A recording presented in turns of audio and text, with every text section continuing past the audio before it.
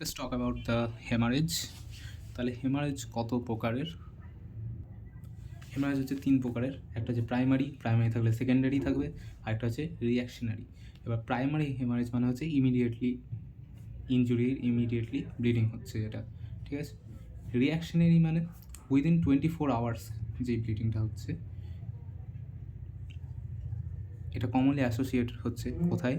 যখন ব্রেস্ট বা থাইরয়েড বা অন্য কোনো সার্জারির পরে এটা দেখা যায়। লাস্ট হচ্ছে সেকেন্ডারি, এটা হচ্ছে ডিউ টু ইনফেকশন, তার জন্যে।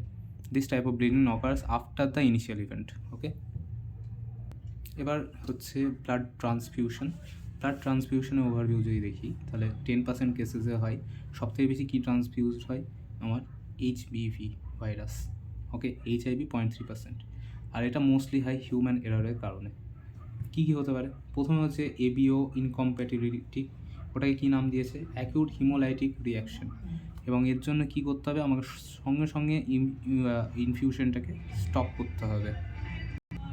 এখানে শুরুতেই যেটা হবে সেটা হচ্ছে পেন হবে, ঠিক আছে।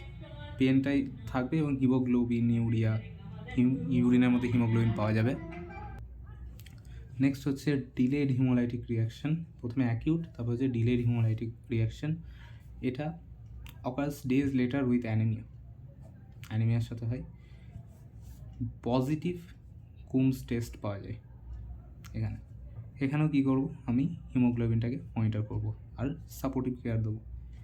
নেক্সট হচ্ছে ফেব্রাইল নন হিমোলাইটিক ট্রান্সফিউশন রিঅ্যাকশন।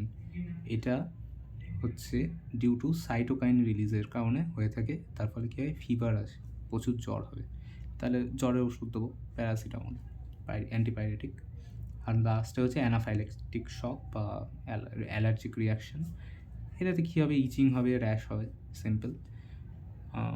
এয়ারওয়েটা কম্প্রোমাইজ হতে পারে ইন কেসেস, সিভিয়ার কেসেস। তো আমি অ্যান্টিহিস্টামাইন দেবো সেই জন্যে। ওকে, আর ফর মাইল্ড রিঅ্যাকশন আর epinephrine for shock, simple for shock, anaphylactic shock. তারপর হচ্ছে TACO transfusion associated circularity overload কখন হবে? যখন আমি খুব র্যাপিড ট্রান্সফিউশন করব এবং তার ফলে কী হবে? বুকে জল জমবে, তো পালমোনারি ইডিমা হতে পারে। তাহলে আমি কী দেবো? ডায়ুরেটিক দেবো। ডায়ুরেটিক মানে কি? আমার ইউরিন বাড়াবে, ঠিক আছে। ওয়াটার আর সল্ট, আর ওয়াটার ইউরিন থেকে এক্সক্রিট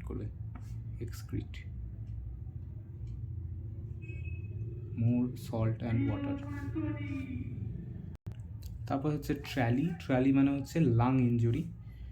ওকে, সেটা কিসের জন্য হচ্ছে? আমার ইমিউন রিয়াকশান একটা, তার ফলে কী হবে? পালমোনারি ইডিমা হবে, যেটা হচ্ছে নন কার্ডিওজেনিক। ওকে, তাহলে লাংসের সমস্যা হচ্ছে, তাহলে আমি অক্সিজেন দেবো। লাস্ট হচ্ছে ইনফেকশন ডিউ টু ব্যাকটেরিয়া, তার ফলে প্রপার স্ক্রিনিং অফ ব্লাড আমার দরকার। এবার দরকার কি? আরেকটা হচ্ছে অ্যাসেপ্টিভ টেকনিক্স। এবার হচ্ছে ম্যাসিভ ট্রান্সফিউশনে কী কী প্রবলেম হতে পারে? একটা হচ্ছে সব কিছু কমবে। তার কী কী কমবে? ক্যালসিয়াম কমে যাবে, ঠিক আছে, পটাশিয়াম কমে যাবে, তারপর টেম্পারেচার কমে যাবে, কোয়াগুলোপ্যাথি হবে, মাঝখান থেকে আয়রনটা বেড়ে যাবে এবং ইনফেকশনের চান্সেস বেড়ে যাবে। কী কী হয়? হাইপোক্যালেমিয়া হলে রক্তের মধ্যে যে সাইট্রেট আছে সেটা ক্যালসিয়ামের সাথে বাইন্ড করে যায়, ফলে ক্যালসিয়াম কমে যায়। তাহলে আমি কী দেবো? ক্যালসিয়ামের সাপ্লিমেন্ট দেবো। তারপর হাইপারক্যালেমিয়া পটাশিয়াম লেভেলটা রাইজ করে যায়, এফি আর পি দুটোই বাড়ে, তো আমাকে মনিটর করতে হবে। হাইপোথার্মিয়া হচ্ছে ট্রান্সফিউশনের জন্য, তাহলে আমি গরম রক্ত সাপ্লাই করব। কোয়াগুলোপ্যাথি হতে পারে কারণ deficiency of platelets and clotting factor, তো আমি প্লেটলেটস দেব। আয়রনের ডিপোজিশন হবে, তার জন্য আয়রনটাকে মনিটর করব। এবং চিলেশন থেরাপি, এটা এক্সাম্পল হচ্ছে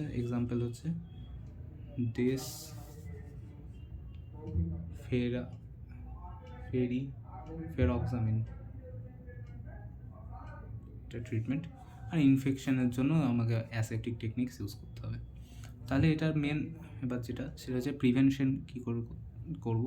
তো তো প্রিভেনশনের জন্য আমাকে প্রপার ক্রস ম্যাচিং করাতে হবে, অ্যাসেপটিক টেকনিক ইউজ করতে হবে, আর মনিটরিং করতে হবে ডিউরিং ট্রান্সফিউশন। আর্লি রেকগনিশন করতে হবে জিনিসপত্র, যেমন ফিভার, র্যাশ, শ্বাসকষ্ট, হিমোলাইসিস, এগুলো দেখে। আর সাপোর্টিভ কেয়ারের জন্য তৈরি থাকতে হবে, ঠিক আছে, যেমন oxygen therapy, medication like antihistamine, diuretic, এগুলো।